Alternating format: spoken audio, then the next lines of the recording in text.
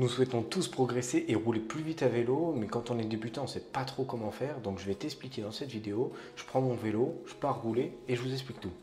Tout d'abord, la vitesse ne veut rien dire à votre niveau. Je vais vous prendre l'exemple aujourd'hui, je suis en séance 5-5 sur du plat, et là, à l'aller, j'ai des rafales de 40 km/h qui arrivent de face. Donc là, vous allez vous rendre compte que là, je suis à 31 km/h de moyenne au tout début. Vous allez vite vous rendre compte que l'allure va baisser très vite. Donc bon, on échauffe et tout ça, mais bon, la vitesse, elle n'est pas énorme, c'est normal. Il y a plusieurs facteurs qui vont faire que vous allez perdre de la vitesse, c'est-à-dire par exemple, le dénivelé, si vous roulez tout seul, vous allez prendre le vent. Tout ça, ce sont des facteurs qui vont vous ralentir. Déjà, sachez où vous êtes à l'aise. En bosse, sur le plat, où est-ce que vous êtes bon.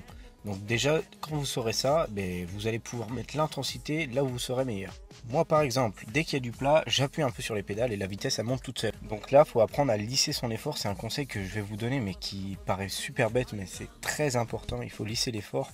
Autrement dit, si vous entamez un 100 km, partez tranquille, partez pas à toute vitesse. Si vous n'êtes pas bon en bosse, allez pas mettre toute votre intensité dans les bosses. Le vélo est un sport de souffrance, mais aussi un sport de gestion de soi. Il faut avoir cette barrière où vous êtes à l'aise, mais vous avez mal aussi. Je m'explique, il faut pas tout donner, sinon vous n'allez pas pouvoir tenir tout le long de votre sortie, mais il faut aussi en donner pour se mettre dans le rouge et puis pouvoir progresser aussi, parce que c'est très important de donner de l'intensité.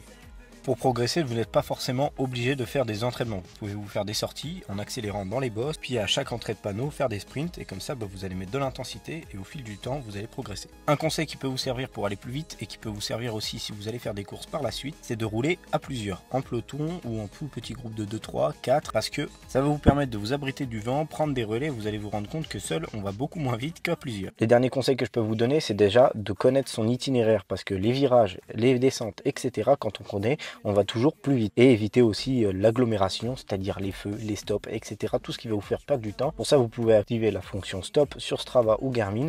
Ça vous permettra d'arrêter le GPS. Le dernier conseil pour moi, c'est le plus important, c'est de prendre du plaisir. N'allez pas rouler sur des routes toutes plates qui font 10 km. Si ça ne vous plaît pas, allez rouler en montagne. Si ça vous plaît, roulez dans les bosses comme vous voulez, mais prenez du plaisir à rouler. Voilà, moi j'ai fini ma séance. Je vais te mettre les stats Strava juste à côté. Tu peux rajouter un peu de dénivelé parce que Strava, il en oublie tout le temps. N'oubliez pas que je suis loin d'être un pro, je vous donne juste les conseils qui m'ont fait progresser. En tout cas, si ça t'a fait plaisir, si tu veux d'autres vidéos, dis-le moi dans les commentaires, lâche un petit pouce bleu et abonne-toi.